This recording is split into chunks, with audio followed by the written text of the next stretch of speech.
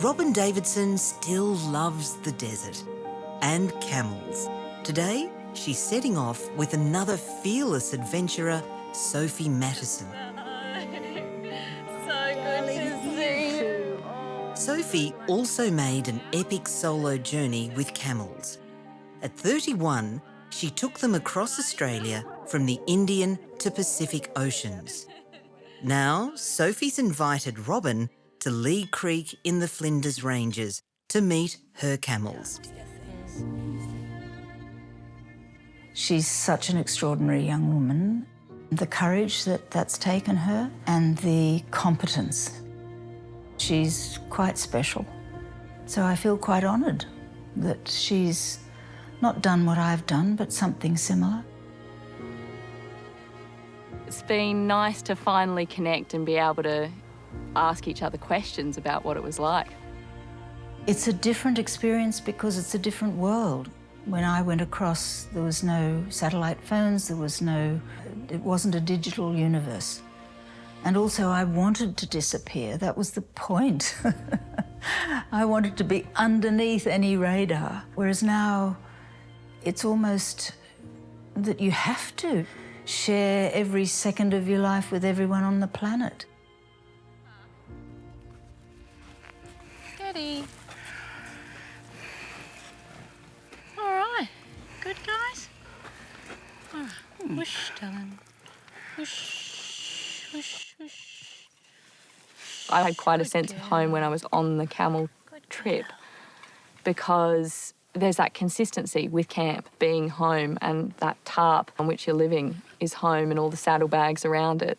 And even though you're moving every single day, there's a routine that you set down for the camels because animals love routine, and that routine gives you almost a feeling of home. You're in the same bed even though that bed's a swag and that's being moved along.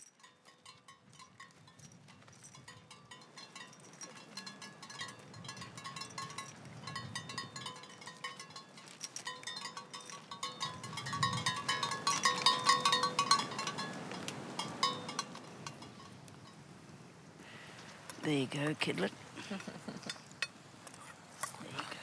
Thank you.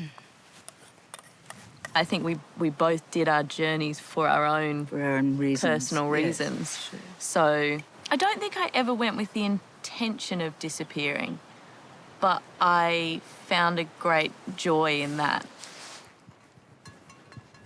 It's that sinking into the landscape and becoming, I want to say becoming one with but this sort of becoming in the flow with the natural environment because there's nothing man-made out there that's distracting you. And it's a slowing of your pace, Yeah. I think. You know, the frenetic energy of modern world and other human species sort of goes out the window and you just slow your pace down to that of the camels, that of the land. Well, I think that the mind changes. It changes into a different sort of, I was going to say format.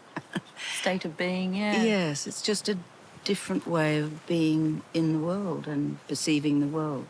It's not mediated. It's just you and it.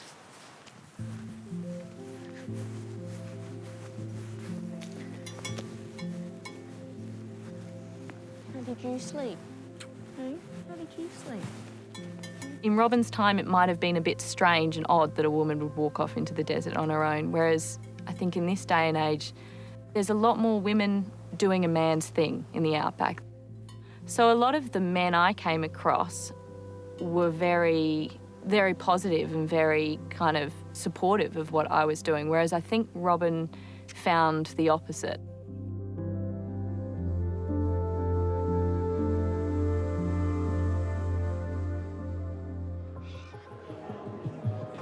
Robyn Davidson is one of the legends of Australian writing, famous for tracks, of course, but now this new book, Unfinished Woman. It took Robyn 2 decades to grapple with the loss of her mother and to complete Unfinished Woman, the memoir she knew she had to write. Your mum committed suicide when you were just 11 years old, and you say the result of that was you kind of pulled a cold curtain, it's a lovely phrase, a cold curtain over your whole childhood. Well, I think children survive, you know. I cut off from what had happened and proceeded with my life. But of course, eventually in this case, the chickens came home to roost. And when I approached the age at which she died, she started to come back. This woman I hadn't thought about since the day she died. Literally, I don't think she'd come into my mind once. And then suddenly she was there and all these memories started to come back. The book is a sort of tribute to her as well, because when she died, her name was never spoken again. It was like she'd just been expunged by everyone, me included. So it was, in a way, also a way of giving her a voice, this completely silenced woman having some sort of voice. When you're writing a memoir, I think you start with the process of uncovering all these things. And then a remarkable thing often happens, which is that even if you've had a very troubled parent or other family member, in the process of researching it and writing about it and thinking about it, you often discover why they behaved as they did. And you suddenly achieve this moment of forgiveness.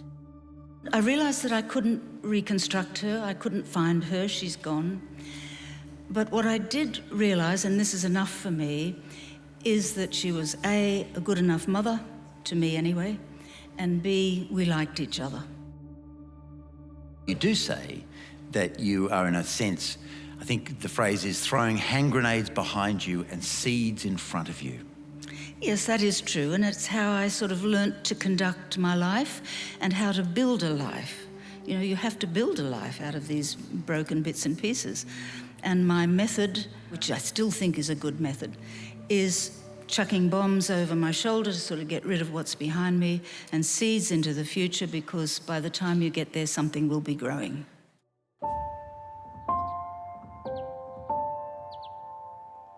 For the moment, Robyn has stopped travelling. She spent the last 10 years restoring her home and garden in rural Victoria. I'm very grateful to this house. I bought it about 10 years ago. So while I was constructing a home, a sort of safe place, I was also bringing the book together. So I associate being here with the sort of final push of that book. And I do love the old house, I love the garden, but I'd be quite happy to move on. Or not move on, I'd rather treat it, rather than a permanent place, it's just another campsite. Sort of maybe a main campsite, but just a campsite. Cheers, chaps. Welcome. And Robyn has found herself a new community here. But what anchors me to a place, I think, is always people, friends, connections. I'm always the observer, always. I'm always the anthropologist, I think. In every group, I feel that I am at one remove somewhat. These days, I meditate quite a lot, so I'm much better at being able to shift into that presentness. My idea of home is being at home in oneself. That's really the only home any of us can have.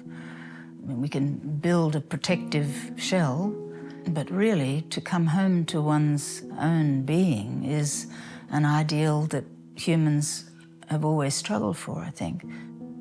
To come home to one's own self.